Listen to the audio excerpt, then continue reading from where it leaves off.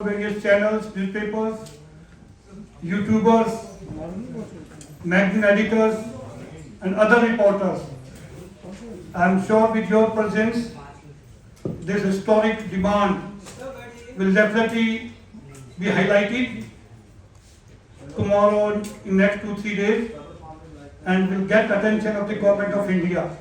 Vice Chancellor, Central University, Mahendragarh, Director General Education Corps, next General Balbir Singh Yadav, ex or former Chief of Staff, Northern Command, Lieutenant General J.B.S. Yadav, Deputy Chief of Indian Army, Lieutenant General Karan Singh Yadav, ex DG Assam Rifles, Air Vice Marshal Rakesh Yadav, Brigadier Kartal Singh, President Indian Ex-Service League only authorized ex-service organization in India. In Kumaon, which is Rizangla Battalion, Colonel Jagdish Yadav, Colonel Bhup Singh Yadav, Colonel Sohanlal Yadav, Commander Chandrahas Yadav, Commander Udibir Yadav, Commander Naresh Yadav,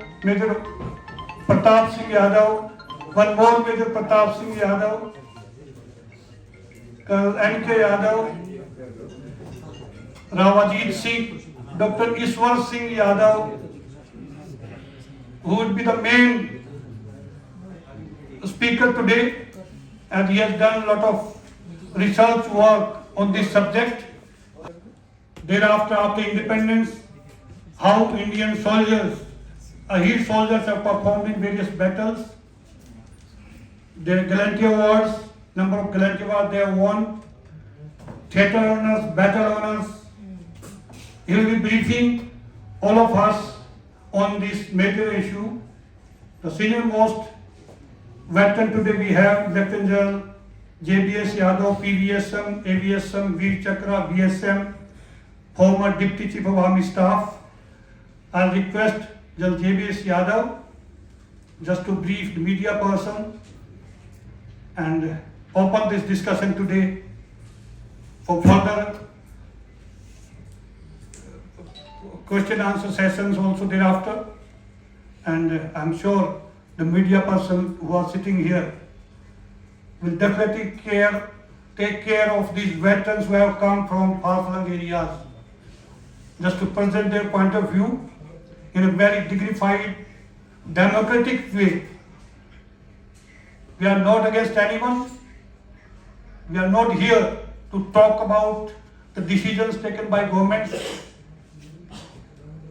but we are only here to present the facts and figures based on which Ahir community in India, which forms 26 crore of our total population, have been demanding this regiment in Indian Army.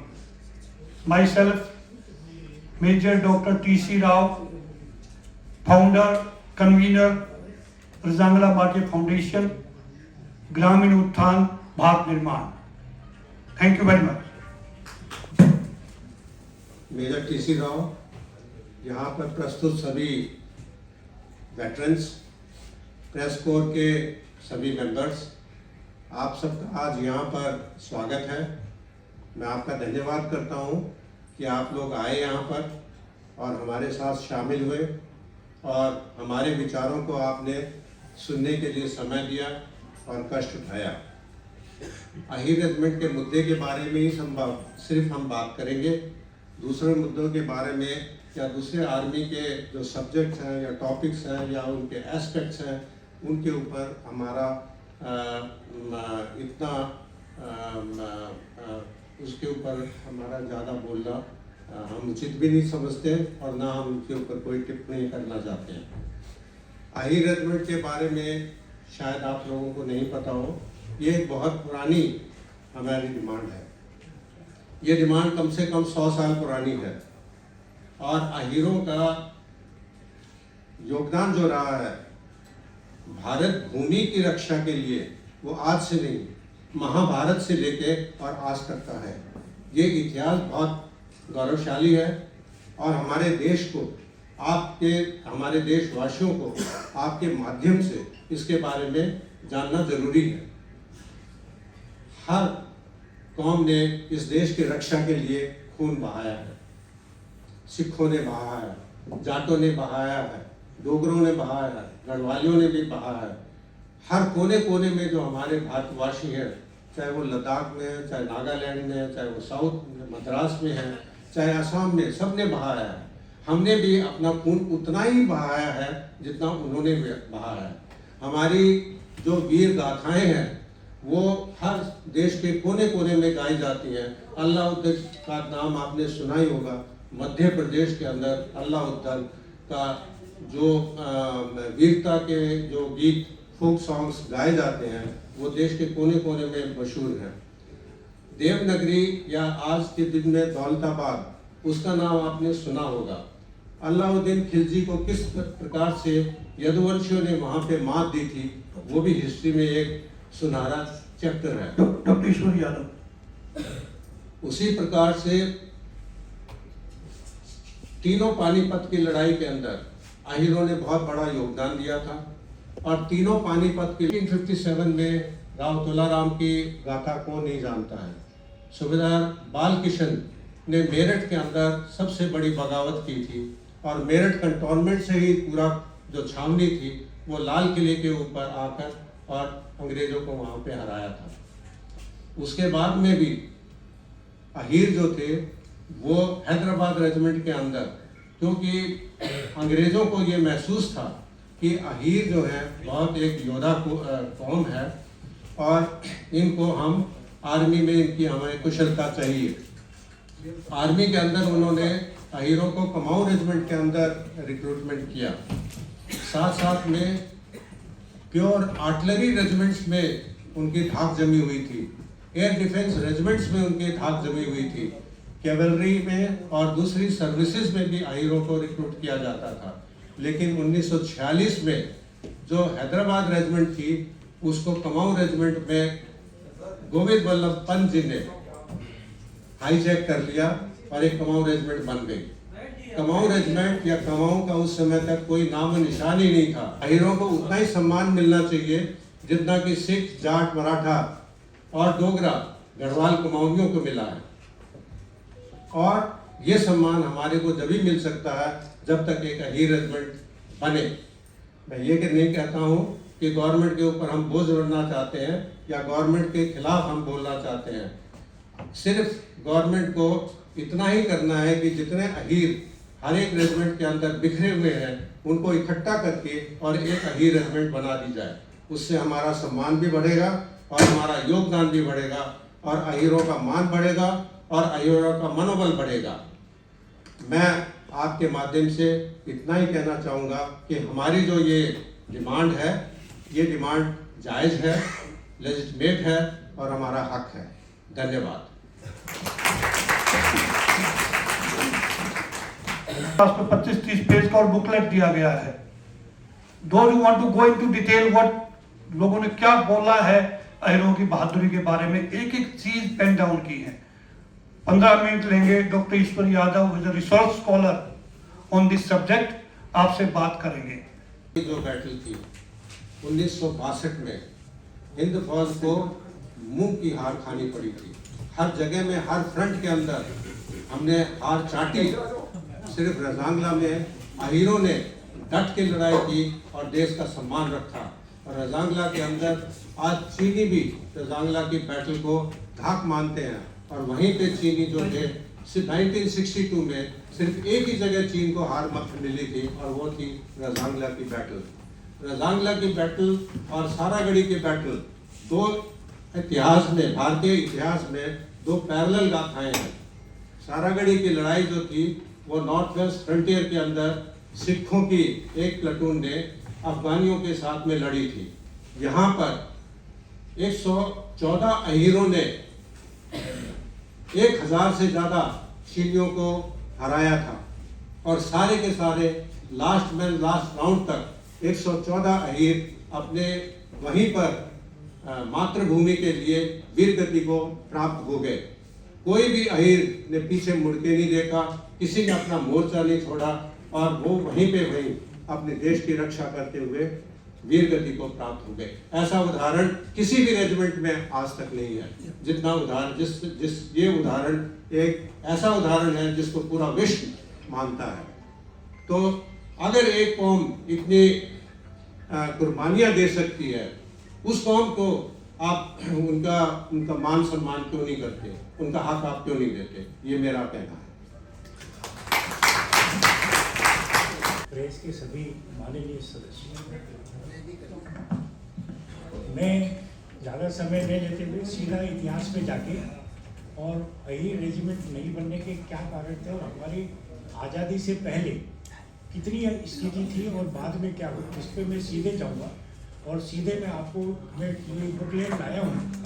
इसमें आप जो है page number 3 पे देखिए, 1857 में जो विद्रोह हुआ उसमें 17th नेटिव इन्फेंट्री के सूबेदार बहादुर सिंह और उनके अहीर सैनिकों द्वारा एक बहुत बड़ा विद्रोह किया गया। और हरियाणा में अहीरवाल क्षेत्र में राव तुलाराम, राव गोपाल देव और राव किशन सिंह ने इस गदर में बढ़ चढ़कर भाग लिया।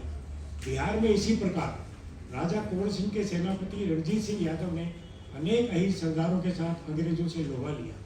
उधर इटावा और मैनपुरी के युद्धवंशी सरदार चौधरी रामरतन सिंह और भगवान सिंह ने अनेक अहीर शूरवीरों के साथ अंग्रेजों के खिलाफ चोरा कांड में विशेष भूमिका निभाई और शहादत दी। अब पेज नंबर 5 में आप देखेंगे 1857 के नायक कुंवर रणजीत सिंह राम सिंह यादव की शौर्य गाथा में तथा 1857 की महाक्रांति में बिहार का बहुत बड़ा योगदान था। पेज नंबर 6, ये पेज नंबर 6 उस स्टोन का है जिसमें नसीबपुर में अहीर सैनिकों ने कर्नल गराड की हत्या की थी और ये आज तक भी वहां लगा हुआ है। Page number 7, Thimayya of India, जो हम्फ्री इवांस ने लिखी है। पेज नंबर 8, जनरल थिमैया क्या कहते हैं अहीर सोल्जर्स के बारे में, वो आप बहुत ध्यान से सुने। Thimayya was posted as second in command of the Ahir company. He liked them from the first moment he saw them. They were long, lean, wiry fellows. They walked with a graceful, effortless stride. A 30 or 40-mile march in the desert was nothing to them. Moreover, they could keep up this pace with only a canteen of water, 1 onion and half a dozen dry chapatis. एक इससे बढ़िया बेहतरीन एक soldiering tradition की tribute क्या हो सकती है, किस कौम को हो सकती है? उसके बाद जनरल थिमैया कहते हैं, they were simple people, they asked for little, they arose early, worked hard and were asleep by 8 in the evening. Want of discipline amongst them was almost non-existent. They liked games and were fine athletes. On Sundays, batches of them would go shopping in the bazaars, but being frugal, they rarely spent more than a rupee apiece. Their favorite amusement, however, was the remarkable wit and banter, which were an essential part of their relations with each other. Most of them, they had within themselves a kind of inner contentment that came from an unquestioning faith in simple but genuine values. इससे बड़ी एक उनकी soldiering tradition को एक इससे बड़ी homage क्या हो सकती है?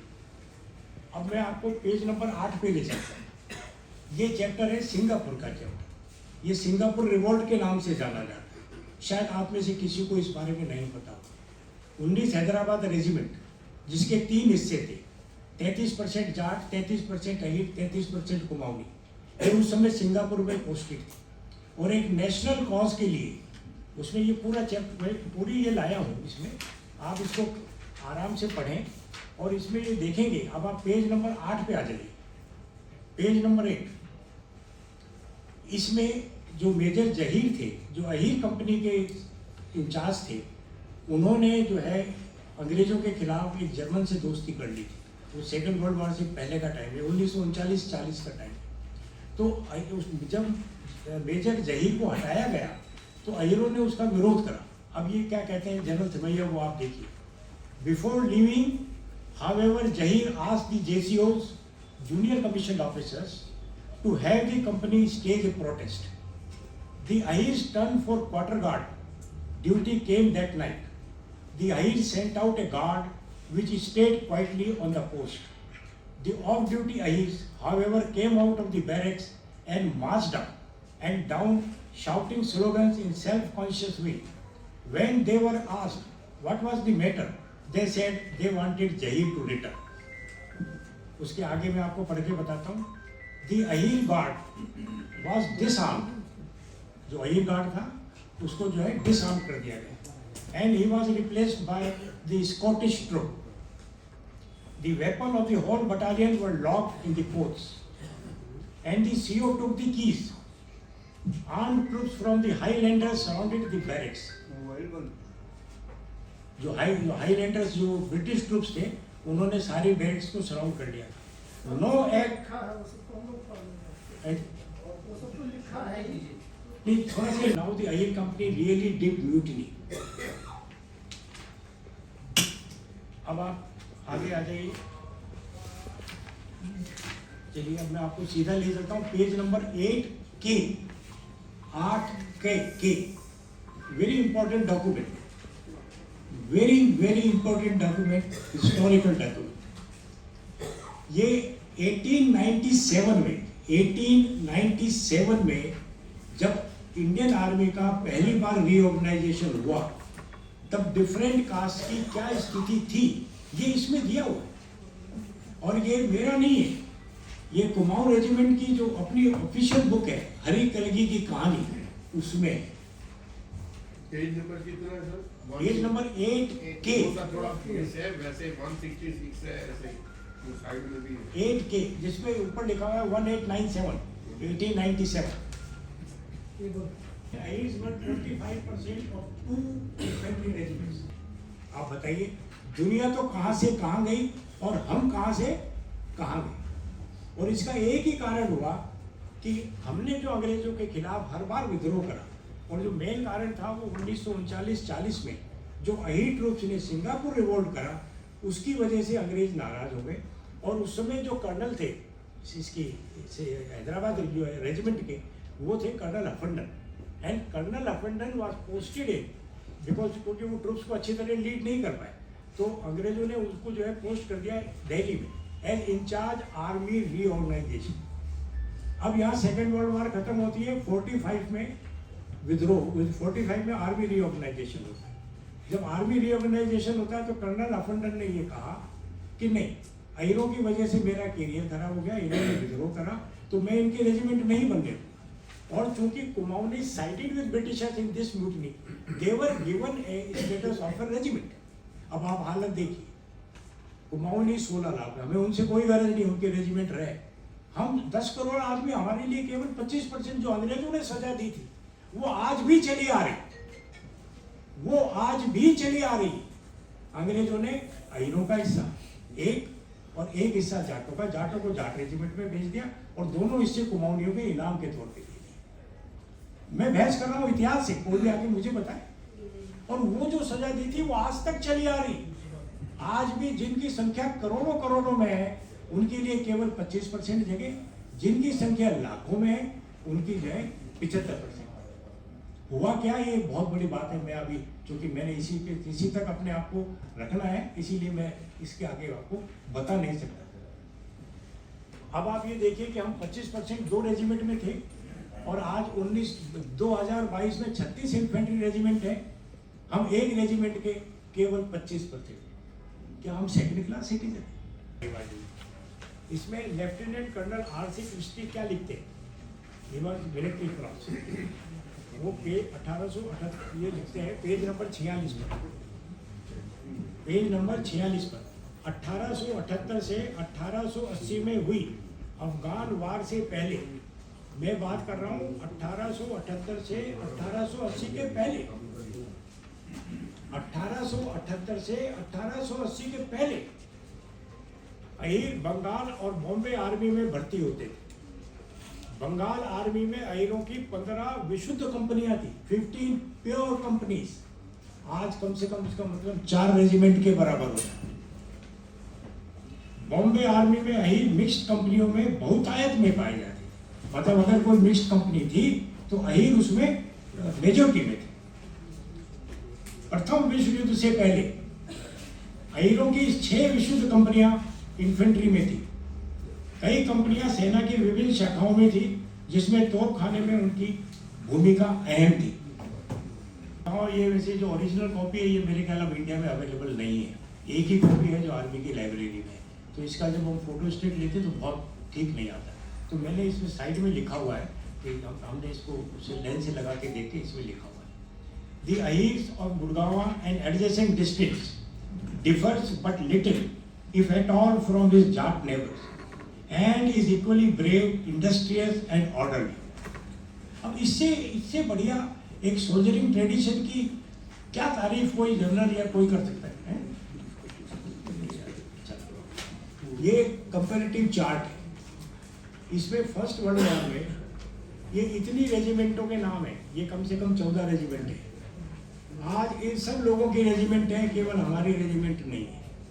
फर्स्ट वर्ल्ड वॉर में हमने 19,546 सिपाही ली और इनमें से केवल डोगरा को छोड़ के किसी भी आदमी का एक भी सिपाही नहीं था, किसी भी कौम का एक भी सिपाही नहीं था। उनकी तो सबकी आज रेजिमेंट है और हमारी आज रेजिमेंट नहीं। सेकेंड वर्ल्ड वॉर में हमने 38,150 सिपाही दिए। कितने? 38,150। केवल अहीरों की रेजिमेंट नहीं है, बाकी सबकी या तो स्काउट से या रेजिमेंट है। अब रेजिमेंट नहीं होने का क्या नुकसान है?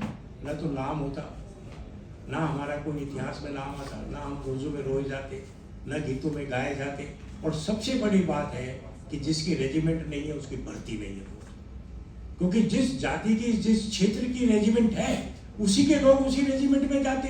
अब हम कहाँ जाएं? हम हल और हथियार की कौन है? हल तो हमारा छिन गया, हल तो हमारे से जो है धीरे धीरे जमीनें बट गई और चली गई। अब हम हथियार के लायक थे, हथियार से भी हमारे जवान बच्चों से छीन लिया। अब हमारी भर्ती नहीं होती, हमारे बच्चे क्या करेंगे? अब वो नशा करते हैं, बिगड़ते हैं। जो ट्रेडिशन चला रहा था वो खत्म होने जा रहा है। सरकार का और आर्मी का ये नैतिक कर्तव्य है कि वो इस ट्रेडिशन को बचा के रखे और जो है हमारी यही रेजिमेंट हर हालत में बने। और दूसरों की हो सकती है तो हमारी क्यों नहीं हो सकती? इनके नाम पे भर्ती हो सकती है। जब इनके ऊपर देश गर्व कर सकता है तो हम पे गर्व क्यों नहीं कर सकता? और दूसरी बात, हमारा क्या है, ज़्यादातर लोग शांति प्रिय हैं। हमारे यहाँ कोई ऐसा नहीं, क्योंकि ज़्यादातर हम फौजी लोग हैं, हमारे यहाँ ज़्यादातर जो है वो नहीं है, तो ज़्यादा हम लोग वायलेंस वगैरह नहीं करते, क्योंकि सरकारें उन्हीं की सुनती हैं जो वायलेंस करते हैं या जो कुछ करते हैं। With due respect, I'll just answer your query, sir. Sir, this, as we have written here, Ahir Regiment एक ऐतिहासिक मांग means from 1947 onwards, people in small groups are raising their voice, लेकिन सुनाई नहीं हो रही। अब आज हम भी उनका हिस्सा हैं जो पीछे से मांगते आ रहे, हम भी आज मांगने के लिए आए हैं। और हमें उम्मीद है, हम यहाँ पे क्यों आए हैं कि इस गवर्नमेंट ने जो हार्ड स्टेप्स लिए हैं जो पहले कोई सोच नहीं सकता था, हमें उम्मीद है कि उन हार्ड स्टेप्स में से तो बहुत सॉफ्ट स्टेप है। हमें पूरी उम्मीद है कि इस बार अगर जो हमारे honourable prime minister, honourable defence minister, उनके पास प्रॉपर ब्रीफिंग आप लोगों के थ्रू जाएगा आपकी पेन से, I am sure they will understand. And मुझे उम्मीद है कि हो सकता है हमारी मांग ये स्वीकार हो जाए, अगले पार्लियामेंट सेशन में हो जाए, उससे आगे हो जाए, 2024 के बाद में हो जाए, हमें उम्मीद है ऐसी। बहुत ही लोग हैं डिसिप्लिन में एक डिग्निफाइड वे में अपनी बात रखना चाहते हैं और रखते आए हैं। जो युवा अफेक्टेड है इससे, जिनको भर्ती नहीं हो रही, वो जंतर मंतर पे भी जाते हैं, वो खेल के दौर टोल प्लाजा पे भी बैठे हैं, वो अलग अलग तरीका, लेकिन हम होती हैं फ्रेमवर्क में रहते हुए अपनी डिमांड को हम रख रहे हैं। एक इसमें जो सबसे इम्पोर्टेंट बात ये है कि मांगेगा तो वही ना जिसका कोई सैनिक इतिहास होगा, जिसका कोई सैनिक नंबर होगा, जिसकी कोई कुर्बानी होगी, जिसका एक सैनिक एप्टीट्यूड होगा, वही मांगेगा ना। जिसका कुछ भी नहीं है तो या तो फिर सबकी तोड़ो, हमें तो उसमें भी कोई एतराज नहीं। भाई आप रिक्रूटमेंट जब सब उसी आधार पे करते हो तो हमारे बच्चों का क्यों रिक्रूटमेंट क्यों नहीं होता जिनकी एक हिस्ट्री है? आज सबसे ज़्यादा रिक्रूटमेंट की सबसे बड़ी एजेंसी 1.5 लाख आदमी हर साल रिटायर होते हैं भारतीय सेना से। पता नहीं पड़ता क्योंकि रेजिमेंट सिस्टम में हमारा तो नाम है नहीं, तो कौन जनरल कैटेगरी में कहाँ भर्ती हो गया, कौन में कैसी भर्ती हो गया, इसका एग्जैक्ट फिगर हमारे पास नहीं है। सर मेंबर ऑफ पार्लियामेंट कितने सर आप मेंबर ऑफ पार्लियामेंट कितने हैं? तो मेरे 15-20 तो होंगे, 15-17 सर 25 क्या आप उनको अपनी बात समझाने में असमर्थ हैं क्या? सबसे मिले हैं ऐसा नहीं है, हम सबसे मिले हैं और सबने इस बात को उठाया है पार्लियामेंट में। इवन भाजपा के एमपी ने सबने उठाया, सबने उठाया, कौन ऐसा आदमी नहीं है जिसने नहीं उठाया। सर आप सही रेजिमेंट की मांग कर रहे हैं, मान लीजिए सरकार आपकी मांग मान लेती है, लेकिन वही सरकार अग्निपथ योजना लेकर आ रही है, तो क्या आप उसका आप समर्थन करेंगे? अग्निपथ की मैं हकीकत बता दूं अगर आप कहो तो। हाँ, let me answer this sir. Important sir Agnipath नहीं सर ने कहा कि अग्निपथ स्कीम से प्राइवेटाइज हो गई आर्मी, ये गलत मिसकंसेप्शन है सर। नो, अग्निपथ का मैं आपको बता दूं डिसीजन लिया है, कंट्री के इंटरेस्ट में लिया है and we welcome that, we support that. करते जाके दुश्मन के पेट में वो बैर घुसते हैं, वो रेजिमेंटें होती है। बाकी आर्टिलरी उनमें सब में सारी कौम इकट्ठी भर्ती होती है। मैं आपको ये बताना चाहता हूँ कि सबसे ज्यादा 26 करोड़ वो तो जनसंख्या में नहीं लिखा हुआ है, लेकिन अगर यादव यदुवंशी कम्युनिटी को लिया जाए, उसमें वो एक भाई साहब पूछ रहे थे कितनी जातियां हैं। उत्तर प्रदेश के अंदर यदुवंशियों की 7 जातियां हैं, राजपूत भाटी सब यदुवंशी है, गडरिये, यादव, अहीर, महाराष्ट्र के अहीर, वो जो एमएचए मंत्री जो सब बहुत ज्यादा है। इसलिए सरकार शायद नहीं कर रही है जनगणना की जाति पर। लेकिन मैं एक बात कहना चाहता हूँ, जो रेजिमेंट लड़ाई वाली है, जो मार्शल कॉम आइडेंटिफाइड है भारतवर्ष में, उनमें सिर्फ वही रेजिमेंट वो मार्शल कॉम है जिसकी रेजिमेंट नहीं है, जबकि सिपाही और पलटन की ऑलरेडी है। हमारी 2 यूनिटें 11 और 13 कुमाऊं प्योर अहीर है, कंप्लीट अहीर, उनमें अहीर भर्ती होते हैं। और रिजांगला की जो लड़ाई वो अहीरों ने लड़ी थी, 114 अहीरों ने।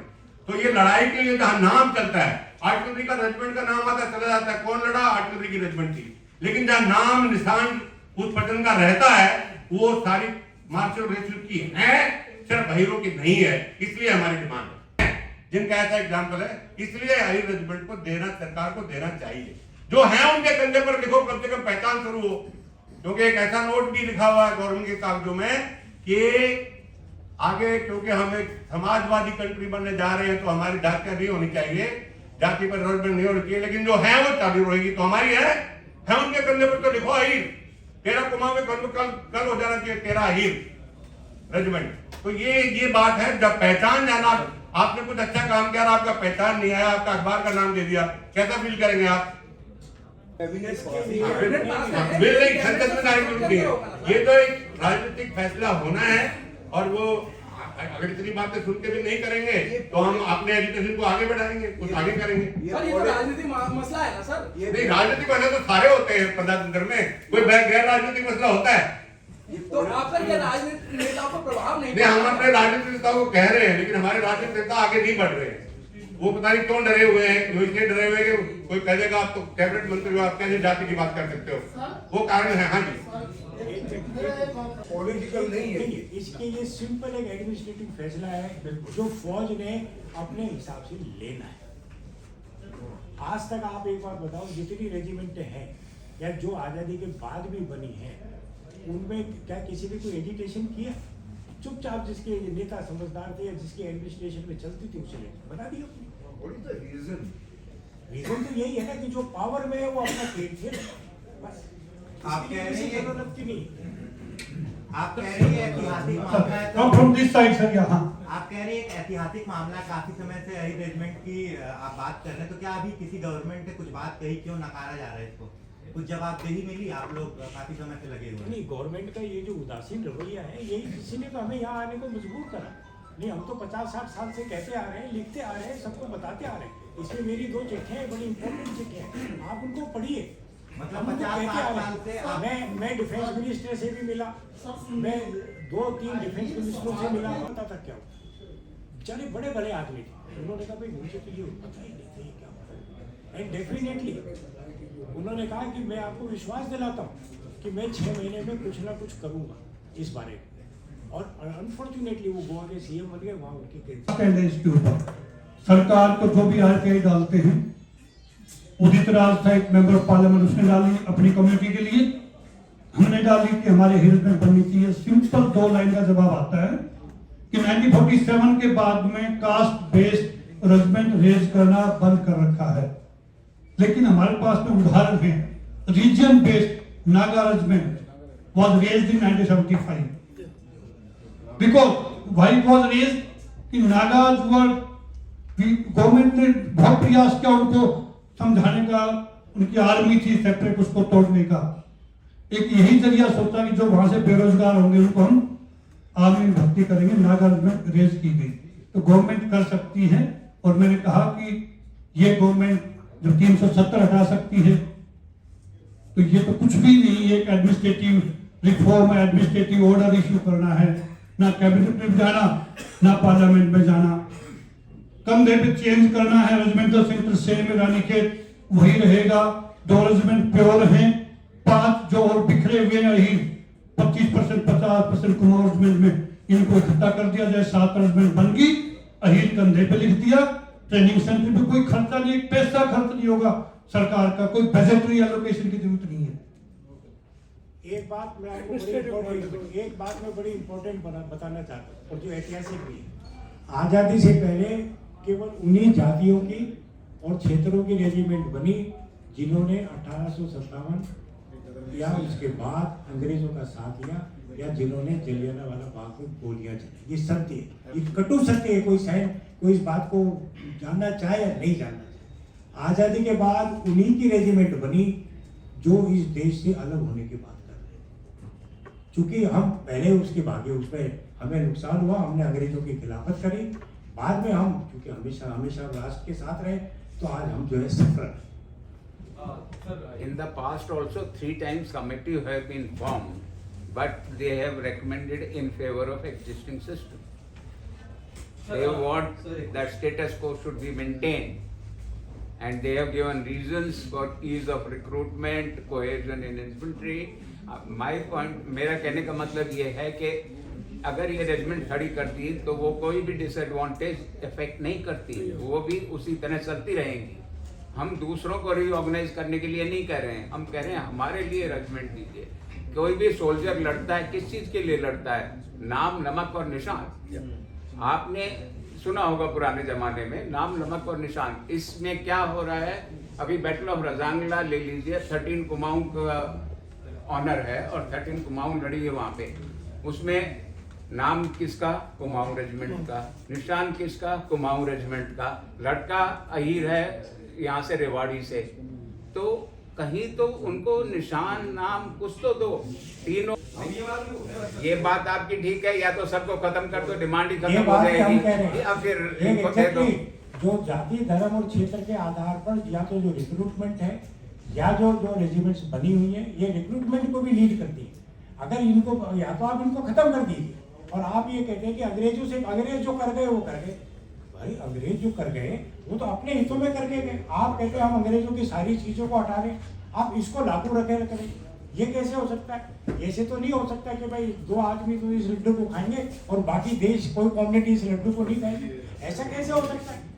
या तो सबकी तोड़ो या हमारी भी तोड़ो। अगर आप ये कहते हो कि इतिहास उनके साथ है, आप ये कहते हो कि जो है उनका सोल्जरिंग ट्रेडिशन उनके साथ है, तो हमारा भी तो सोल्जरिंग ट्रेडिशन और इतिहास है। फिर आप हमें इग्नोर क्यों कर रहे हो? अंग्रेजों की दी हुई सजा को आज तक 70 साल से चली कैसे आ रही है? मेरे को तो यही समझ में नहीं आती। लड्डू खाएंगे, बाकी सारा देश खड़ा खड़ा देखे। अग्निवीर का विरोध कौन कर रहे हैं? यही रेजिमेंट कर रही है अग्निवीर का विरोध। जाट नहीं चाहते कि उनका हिस्सा कम हो जाए, सिख नहीं चाहते कि उनका हिस्सा कम हो जाए, डोगरा नहीं चाहते उनका हिस्सा कम हो जाए, कुमाऊं नहीं चाहते उनका हिस्सा कम हो जाए, गढ़वाल नहीं चाहते उनका हिस्सा कम हो जाए। एक छोटी सी डिस्ट्रिक्ट गढ़वाल की, एक छोटी सी डिस्ट्रिक्ट कुमाऊं की, और 22 बटालियन, हद हो गई है ये। सर, ये डिफेंस कमेटी भी होती है संसदीय मामलों की, तो उसमें तो कई मेंबर होते हैं, अलग अलग पार्टियों से। तो आप उनसे क्यों नहीं मिल रहे? वो तो पूरा देखते हैं इस चीज को। The whole system is prejudiced. और हम अभी तो आपको बताया 4 कमेटी फॉर्म हो चुकी है, तो उन्होंने ये रिकमेंडेशन दी है कि existing system should continue, status को शुड बी मेंटेन।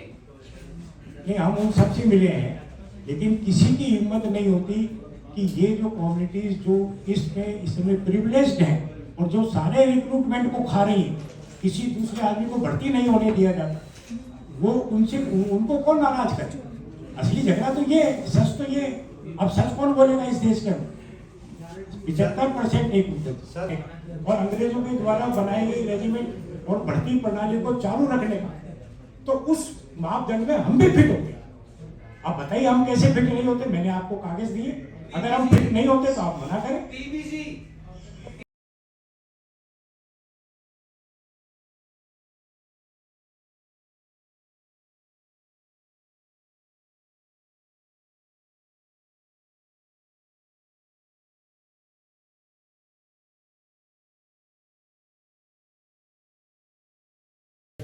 नमस्कार दोस्तों, आज हमारे बीच लेफ्टिनेंट जनरल यादव जी हैं और यहाँ पर एक कॉन्फ्रेंस के तहत उन्होंने आहिर रेजिमेंट बनाने की गवर्नमेंट से मांग की है।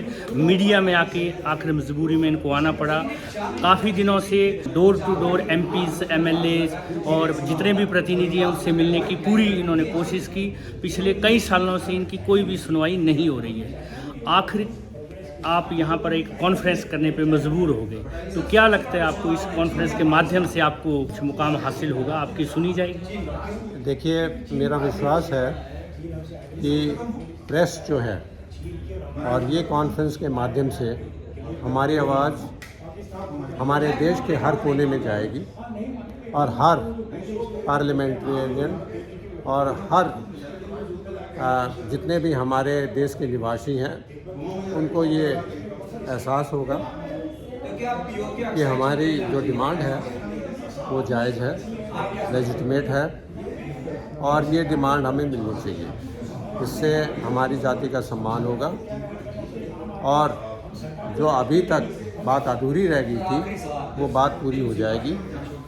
और पूरे देश को पता है कि आहिरों का योगदान देश की रक्षा के लिए बहुत सी लड़ाइयाँ लड़ी गई हैं आपके द्वारा, बहुत सी जाने गई हैं। जी हाँ। सभी रेजिमेंट जो हैं वो अपने अपने तरीके से अपनी अपनी लड़ाई लड़ती हैं जब भी सामने आ जाता है, और इसमें चाहे पैरामिलिट्री फोर्स है वो भी आपका साथ देती हैं, अच्छी बात है। और बहुत से मुद्दे हैं गवर्नमेंट के पास विचाराधीन, उसमें आपका एक मुद्दा भी विचाराधीन है। लेकिन मेरे को लगता है कि अब तक कोई सुनवाई नहीं हुई है। तो जिस तरह से आपने कहा कि अभी जातिवाद के ऊपर जो है रेजिमेंट बनाना बंद कर दिया है गवर्नमेंट ने, कोई भी इस तरह का काम नहीं करेंगे, तो हो सकता है कि ना हो, तब फिर आप क्या करेंगे? देखिए, जातिवाद के ऊपर तो रेजिमेंट बनी हुई हैं और ये रेजिमेंट कायम रहेंगी, ये गवर्नमेंट की पॉलिसी है। तो ये तो कहा नहीं जा सकता कि जातिवाद के ऊपर रेजिमेंट नहीं बनेगी। अभी हाल में ही नागा रेजिमेंट बनी है, वो भी जातिवाद की है। J&K लाइट इन्फेंट्री बनी है, वो भी जातिवाद पे है। लद्दाख स्काउट है, वो भी जातिवाद पे है। तो ये बात नहीं है कि फिर आपकी क्यों नहीं सुनी जा रही है, गवर्नमेंट क्यों नहीं सुन रही है, जबकि केंद्र में इतनी मजबूत सरकार है, मोदी जी हैं, अमित शाह जी हैं, कुछ भी हो सकता है, कुछ भी कर सकते हैं। बहुत से ऐसे फैसले लिए हैं जो 17 साल में नहीं लिए गए, तो क्या ये एक फैसला जो है वो नहीं ले सकते? हमें यही उम्मीद है कि ये फैसला लिया जाएगा और वो जो चीज़ नहीं हुई है उसको करेंगे। बहुत बहुत धन्यवाद, थैंक यू वेरी मच। आपकी सुनवाई हो और आपकी जो है आहिर रेजिमेंट बने। बहुत बहुत बधाई आपको बनने पर। धन्यवाद। आज नहीं तो कल बनेगी। Thank you very much.